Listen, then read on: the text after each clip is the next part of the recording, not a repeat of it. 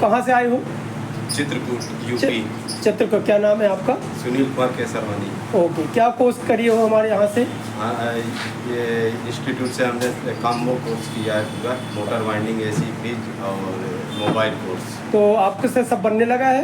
जी, सब बनने लगे हैं। प्रैक्टिकल होता है कि थ्योरी कराए हैं? प्रैक्टिकल और थ्योरी साथ साथ साथ साथ में कोई दिक्कत तो नहीं कोई है? दिक्कत नहीं। और सारा प्रैक्टिकल प्रॉपर हुआ है? सारे प्रैक्टिकल प्रॉपर हुए हैं, सारे डाउट क्लियर हुए हैं। तो आपको एसी फ्रिज इसमें कोई डाउट तो नहीं है? नहीं, कोई डाउट। गैस वैस डालना आप सीख गए हो फ्रिज में? गैस डालना फ्रिज में सीख गए। वॉशिंग मशीन पूरे ओपन करके देख चुके हो? हाँ, वॉशिंग मशीन भी बनने लगा। और एसी भी प्रॉपर कर चुके AC हो? भी। वेरी गुड, ठीक है।